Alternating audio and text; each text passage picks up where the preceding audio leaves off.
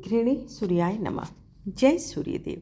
भारतीय परंपरा में हल षष्ठी छठ का अपना एक पवित्र महत्व है।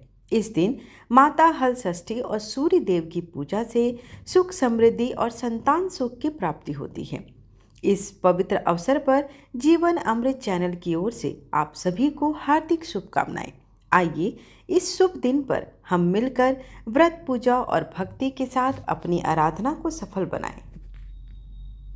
आज भाद्रपद मास की षष्ठी तिथि है और आज ही के दिन हल छठ, जिसे आप हल षष्ठी का पवित्र पर्व कहते हैं, उसे मनाया जाता है। आज पावन दिन पर भगवान श्री कृष्ण के बड़े भाई बलराम जी को समर्पित किया गया है। हल छठ का व्रत रखने और इसकी व्रत कथा को सुनने से मनुष्यों के सभी जाने अनजाने में किए गए पाप नष्ट हो जाते हैं और उनकी समस्त मनोकामनाएं पूर्ण होती हैं। उनकी संतान की आयु लंबी होती है। यह व्रत रखा जाता है और भगवान के आशीर्वाद से संतान के जीवन भर आए सभी संकट को दूर करने के लिए भगवान से प्रार्थना की जाती है। भगवान श्री कृष्ण के बड़े भाई बलराम जी का यह प्रिय अस्त्र हल ही था। किसान के लिए हल और बैल बहुत ही महत्वपूर्ण होते हैं, इसलिए बलराम जयंती के दिन व्रत रखकर हल, बैल और हलधर बलराम की पूजा करते हैं। जो महिलाएं हल छठ अर्थात हल षष्ठी का व्रत रखती हैं, वे इस दिन हल से जुती हुई सामग्री अर्थात अनाज नहीं खा सकती और ना ही गाय का दूध अथवा घी खा सकती हैं। उस दिन उन्हें केवल वृक्ष पर लगे खाद्य पदार्थ खाने की ही अनुमति होती है। तो आज मैं आपको हल छठ की बड़ी ही दुर्लभ कथा का रसपान कराऊंगी। इन कथाओं को बहुत ही श्रद्धा और भक्ति और प्रसन्नचित होकर ही सुनना चाहिए। आप सभी से अनुरोध है कि कथा का श्रवण संपूर्ण करें ताकि इससे आपको कोई लाभ मिल सके। आप सभी माताएं बहनें हाथ में महुआ और तिन्नी का चावल लेकर कथा को बड़ी श्रद्धा तथा प्रसन्नचित मन से अंत तक पूरा अवश्य सुने। इस कथा की सबसे विशेष बात यह है कि जाने अनजाने में कथा को बीच में आधे पर ही छोड़ देने से व्यक्ति को दोष लगता है। इससे षष्ठी माता क्रोधित हो जाती हैं। तो माता रानी को प्रसन्न करने के लिए इस कथा को पूरा अवश्य सुनिएगा। तो आइए श्रवण करते हैं हल छठ व्रत की संपूर्ण कथा। एक बार धर्मराज युधिष्ठिर ने भगवान श्री कृष्ण जी से अत्यंत ही शोक संतप्त भाव से कहा, हे मधुसूदन, सुभद्रा अपने पुत्र अभिमन्यु के मरने के बाद बड़ी ही शोक संतप्त है और अभिमन्यु की पत्नी उत्तरा के गर्भ की संतान भी ब्रह्मास्त्र के तेज से दग्ध हो रही है, क्योंकि दुष्ट अश्वत्थामा ने उत्तरा के अजन्मे बच्चे को गर्भ में ही मार दिया है। द्रौपदी भी अपने 5 पुत्रों के मारे जाने से अत्यंत दुखी है। अतः इस महान दुख से निकलने के लिए आप कोई उपाय बताइए। तब भगवान श्री कृष्ण ने कहा, हे राजन, यदि उत्तरा मेरे द्वारा बताए हुए इस महान व्रत को करेगी तो इसके प्रभाव से गर्भ का निस्तेज शिशु जीवित हो जाएगा। यह व्रत जो भाद्रपद के कृष्ण पक्ष की षष्ठी पर भगवान शिव, माता पार्वती, हलछठी माता गणेश एवं स्वामी कार्तिकेय की विधि विधान से पूजा द्वारा संपन्न किया जाता है। इस व्रत के प्रभाव से पुत्र पौत्रों को अल्पायु और रोगों के महान दुख से संतप्त नहीं होना पड़ता। अतः हे युधिष्ठिर, मैं तुम्हें इस व्रत की 6 प्रमुख कथाएं सुनाता हूँ, जिसे मेरी माता देवकी जी ने मुझसे पूछा था। नारद जी ने उन्हें सुनाया था। हल षष्ठी की पहली कथा कुछ इस प्रकार से है। प्राचीन काल में एक ग्वालिन थी। उसका प्रसव काल अत्यंत निकट था। एक ओर वह प्रसव पीड़ा से व्याकुल थी तो दूसरी ओर उसका मन गौरस अर्थात दूध दही बेचने में लगा हुआ था। उसने सोचा कि यदि प्रसव हो गया तो दूध और दही यूं ही पड़ा रह जाएगा। यह सोचकर उसने दूध दही के घड़े सिर पर रखे और बेचने के लिए चल दी, किंतु कुछ दूर पहुंचने पर ही उसे असहनीय प्रसव पीड़ा हुई। वह एक झरबेरी की ओट चली गई और वहां एक बच्चे को जन्म दिया। वह बच्चे को वहीं छोड़कर पास के गांव में दूध दही बेचने चली गई। संयोग से उस दिन हल षष्ठी थी। गाय भैंस के मिश्रित दूध को केवल भैंस का दूध बताकर उसने सीधे सीधे गांव वालों में बेच दिया। उधर जिस झरबेरी के नीचे उसने बच्चे को छोड़ा था उसके समीप ही खेत में एक किसान हल जोत रहा था। अचानक उसके बैल भड़क उठे और हल का फल शरीर में घुसने से वह बालक मर गया।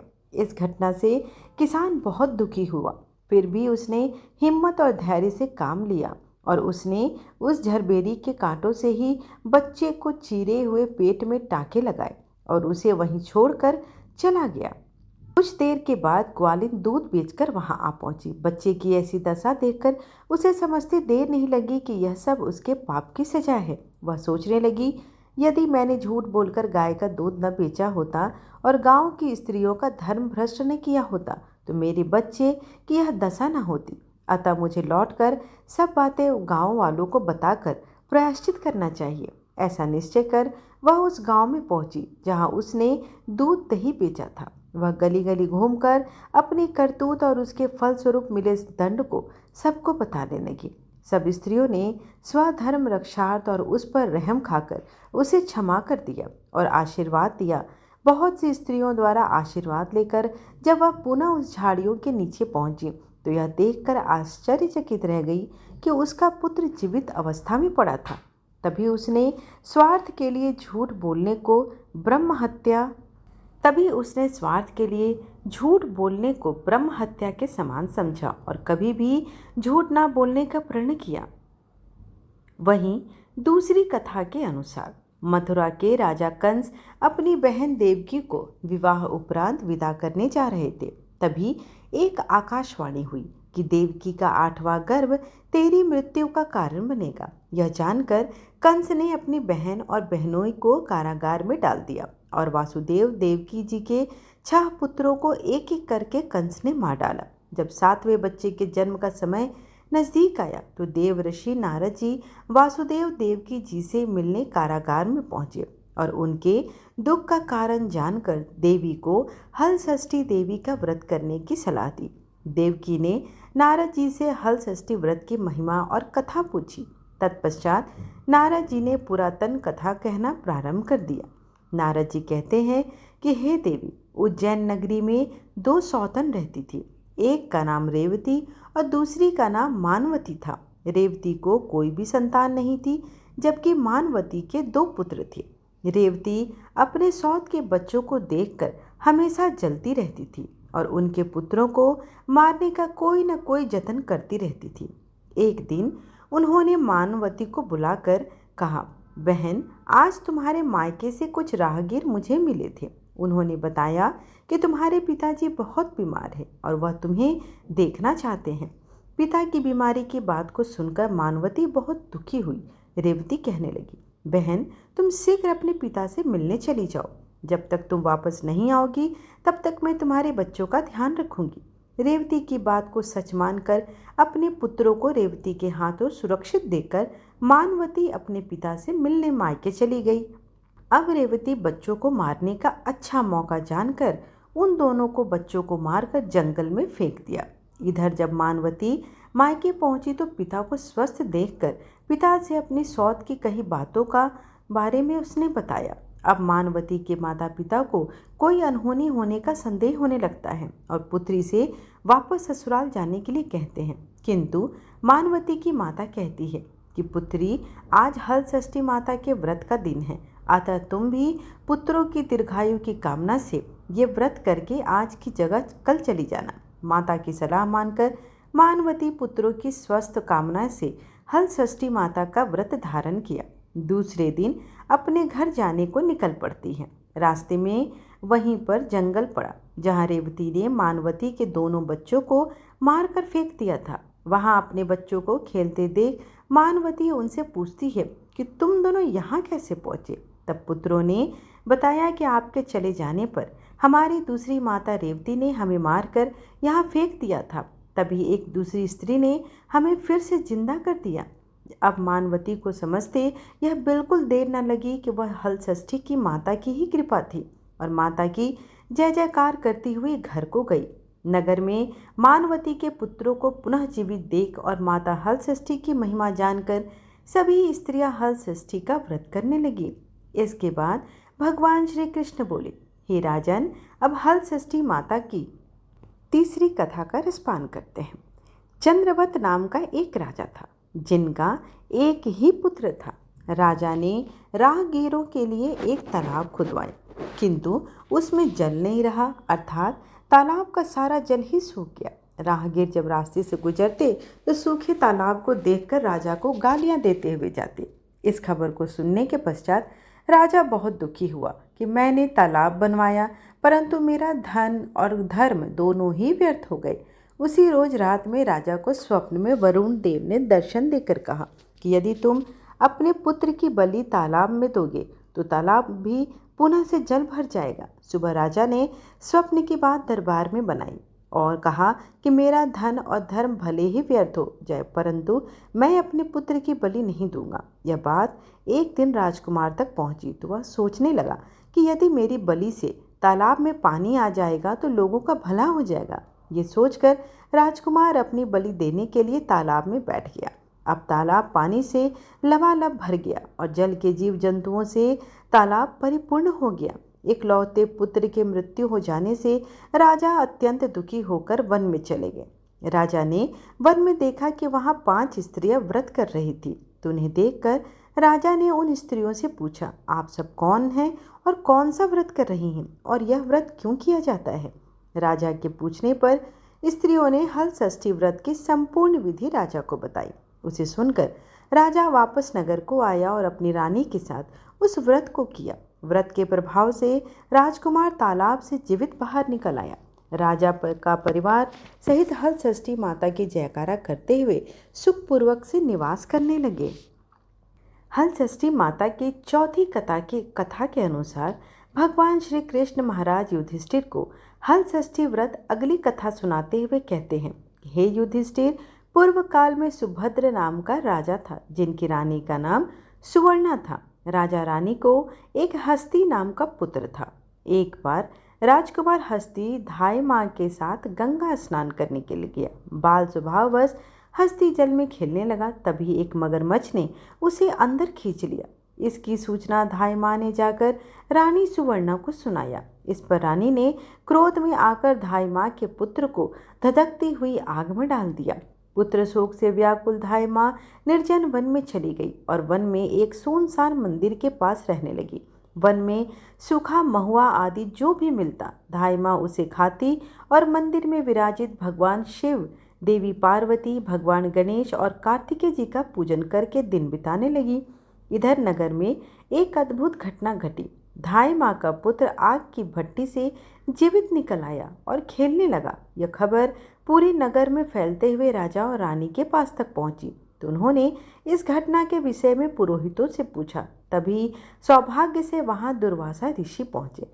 राजा रानी ने ऋषि का पूजन कर धाई माँ के पुत्र के जीवित होने का कारण पूछा, तो दुर्वासा ऋषि ने कहा, हे राजन, आपके डर से धाई माँ जंगल में एकांत में व्रत करती थी। यह व्रत इस व्रत का प्रभाव है। जब राजा रानी सभी नगरवासियों के साथ दुर्वासा जी की अगुवाई में उस जंगल में धाई माँ के पास पहुँचे और व्रत के विषय में जानकारी ली, तब धाई माँ ने कहा, महाराज, मैं पुत्र शोक से दुखी होकर यहाँ रहने लगी और यहाँ व्रत ग्रहण कर भगवान शिव, पार्वती जी की और कार्तिकेय जी का पूजन कर सूखा महुआ आदि खाकर जीवित रहती हूँ। कल रात को भगवान शिव ने मुझे दर्शन दिए और कहा कि तुम्हारा पुत्र जीवित हो जाएगा। अब रानी ने धाई माँ से हल छठ व्रत की पूजा विधि को पूछा, तो दुर्वासा जी ने हल छठ व्रत की संपूर्ण पूजा विधि बताया। राजा रानी ने हल छठ व्रत की महिमा जानकर व्रत किया। व्रत के प्रभाव से राजपुत्र हस्ती मगरमच्छ के चंगुल से छूटकर खेलते हुए नगर में वापस आ गया। अपने पुत्र को पाकर राजा रानी बहुत प्रसन्न हुए और धाई माँ भी अपने पुत्र के साथ पुनः खुशी से निवास करने लगी। वहीं बालक हस्ती आगे चलकर परम प्रतापी हुआ और अपने नाम से ही हस्तिनापुर को बसाया। इस प्रकार भगवान श्री कृष्ण ने युधिष्ठिर से हल छठ व्रत की महिमा का ज्ञान देते हुए कहा कि हल छठ व्रत कथा को नारद जी से सुनकर मेरी माता देवकी ने इस व्रत को सबसे पहले किया था, जिसके प्रभाव से उनकी आने वाली संतान की रक्षा हुई। अब भगवान श्री कृष्ण से सुनकर अब भगवान श्री कृष्ण से सुनकर युधिष्ठिर ने इस व्रत को उत्तरा द्वारा करवाया। व्रत के प्रभाव से उत्तरा का अश्वत्थामा द्वारा नष्ट हुआ गर्भ पुनः जीवित हो गया तथा प्रसव के पश्चात बालक का जन्म हुआ, जो कालांतर में राजा परीक्षित के नाम से प्रसिद्ध हुआ। इसके बाद नारद जी देवकी से हल षष्ठी व्रत की 5वीं कथा कहना प्रारंभ करते हैं। एक नगर में 2 स्त्रियां रहती थीं। दोनों एक ही परिवार की थीं और रिश्ते में देवरानी और जेठानी लगती थी। देवरानी का नाम सलोनी था, जो बड़ी ही नेक, सदाचारिणी तथा दयालु थी। जेठानी का नाम तारा था। वह स्वभाव से ही कुदृष्टि वाली और बहुत ही छल कपट को देखने वाली थी। एक बार दोनों ने हल छठ का व्रत किया। विधिवत पूजन इत्यादि के बाद शाम को दोनों ने भोजन के लिए थालियां परोसकर ठंडी होने के लिए रखकर बाहर जाकर बैठ गए। उस दिन सलोनी ने खीर तथा तारा ने महेरी बनाई थी। अचानक 2 कुत्ते उनके घर में घुसे और भोजन खाने लगे।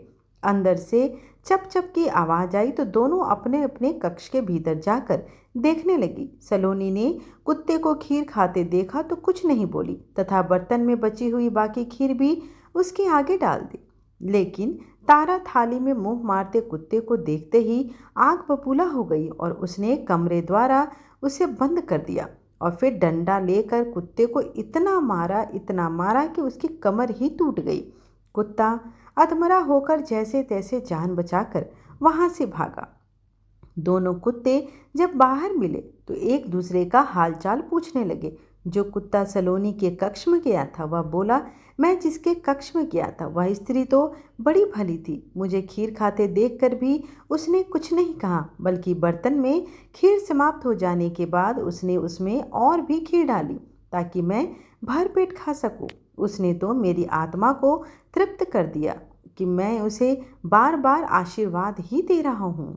मेरी तो ईश्वर से यही कामना है कि मरने के बाद मैं उसी का पुत्र बनूं और जीवन भर उसकी सेवा करके इस ऋण को चुकाता रहूं। जिस प्रकार उसने मेरी आत्मा को तृप्त किया है, उसी प्रकार मैं उसकी आत्मा को तृप्त कर प्रसन्न करता रहूं। अब तुम बताओ, तुम्हारे साथ क्या हुआ? लगता है तुम्हारी तो बहुत ही पिटाई हुई है। दूसरा कुत्ता बड़े ही दुखी स्वर से बोला, हाँ, तुम्हारा अनुमान बिल्कुल सही है। आज से पहले मेरी ऐसी दुर्गति कभी किसी ने नहीं की है।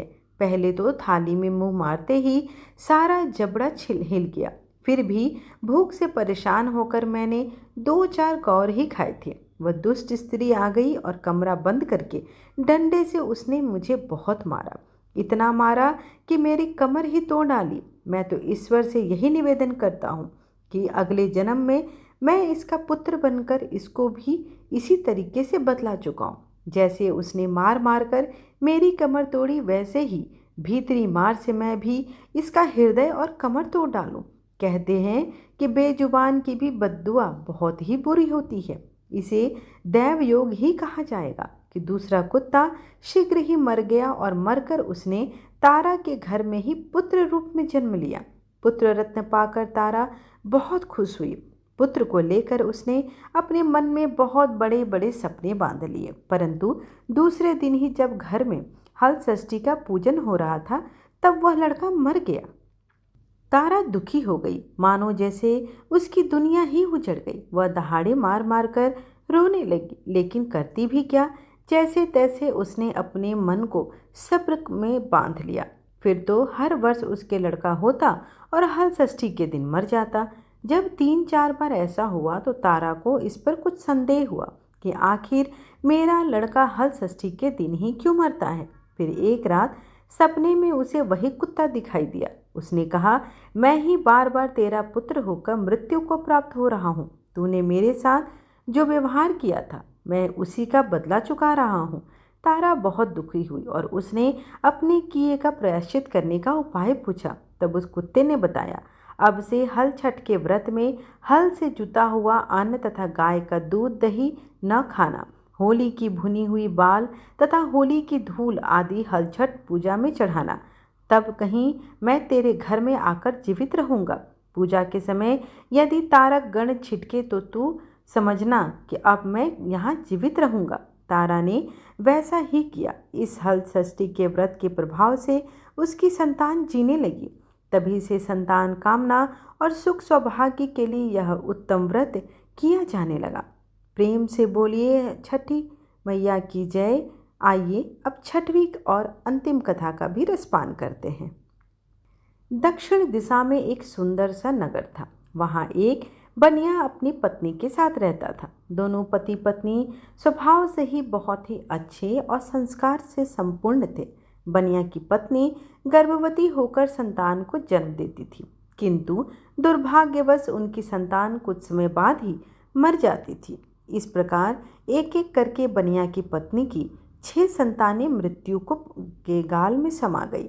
इस कारण दोनों पति पत्नी बहुत दुखी होकर संतान की कामना लेकर घर से वन चले गए। वहाँ जंगल में एक साधु ने उनसे भेंट हुई और तो उन्होंने साधु से अपनी व्यवस्था बताई। साधु ने ध्यान लगाकर देखा कि बनिया की संतान कहाँ है। साधु ध्यान में यम, कुबेर, वरुण, इंद्र आदि लोगों में ढूंढा, किंतु जब बनिया के बच्चे नहीं मिले तो साधु ब्रह्मलोक गए। वहाँ साधु ने बनिया के सारे संतानों को देखकर उन्हें अपने माता पिता के पास लौटने का आग्रह किया। बच्चों ने वापस लौटने से मना करते हुए कहा कि मुनिवर, इससे पूर्व हम कई बार जन्म ले चुके हैं। हम किस किस माता पिता को याद रखकर उनके पास जाएं? हम जन्म, मृत्यु और गर्भ के चक्कर से अब मुक्त हो गए हैं, अतः अब हम नहीं जाना चाहते। तब साधु ने उन्हीं बच्चों से बनिया को दीर्घजीवी संतान के प्राप्त होने का उपाय पूछा। उन आत्माओं ने कहा कि यदि बनिया और उनकी पत्नी माता हल षष्ठी का व्रत रखकर पूजन और कथा श्रवण करे और अपने पुत्र को व्रत के उपरांत जल से भींगे कपड़े में लपेटे तो उनका वह बालक दीर्घायु होगा। उन आत्माओं से इस प्रकार सुनकर साधु ध्यान से वापस आकर बनिया से हल षष्ठी व्रत कथा नियम आदि को बताएं। साधु से यह विधि विधान सुनकर दोनों पति पत्नी घर वापस आए। समय उपरांत जब हल षष्ठी व्रत का दिन आया तो उन्होंने व्रत रखा और संतान प्राप्ति का वरदान मांगा। माता हल षष्ठी की कृपा से अब बनिया की पत्नी गर्भवती हुई और एक सुंदर संतान को जन्म दिया। अगले व्रत पर उन्होंने साधी के बताए हुए अपने पुत्र को जल से भीगे कपड़े में लपेटा और माता हल षष्ठी की कृपा से अब उनकी संतान दीर्घायु को प्राप्त हुई। बनिया का परिवार सुख और संपन्नता के साथ अपने जीवन का यापन करने लगे। प्रेम से बोलिए हल षष्ठी माता की जय। इस प्रकार हल षष्ठी माता की छठी कथा भी यहीं पर समाप्त हुई। जैसे जैसे सूरज ढलता है और हल षष्ठी माता की पूजा पूरी होती है, वैसे वैसे माँ की ममता और श्रद्धा अपने चरम पर पहुँच जाती है। मिट्टी के खिलौनों से सजी पूजा की थाली, चूल्हे पर बने बिना नमक के पकवान और बेटे के सिर पर माँ का आशीर्वाद, सब मिलकर इस दिन को और भी पावन बना देते हैं। हाथ जोड़े माँ कहती है, मैया हमार ललना के जिंदगी में खुशहाल कर दा, ओकर जीवन में कबो दुख के छाह न पड़े। यही आस्था, यही प्रेम और यही परंपरा हमारी संस्कृति की जड़ें मजबूत करती हैं। हल षष्ठी छठा सिर्फ एक व्रत नहीं, माँ की ममता का महापर्व है जो पीढ़ियों से अपने बेटे के लिए माँ के निस्वार्थ प्रेम का प्रतीक बनकर उजाला फैलाता आ रहा है। और जब रात की चांदनी माँ के चेहरे को छूती है, उसमें दिखता है एक संतुष्ट मुस्कान, एक माँ की श्रद्धा की जीत। आशा करती हूँ कि आपको आज की कथा पसंद आई हो। आज की वीडियो अगर आपको पसंद आए तो चैनल को लाइक, शेयर एंड सब्सक्राइब करना तो बिल्कुल ना भूलें, ताकि मेरे आने वाली वीडियोस के नोटिफिकेशंस आपको समय पर मिल सके। जय हल छठी मैया। धन्यवाद।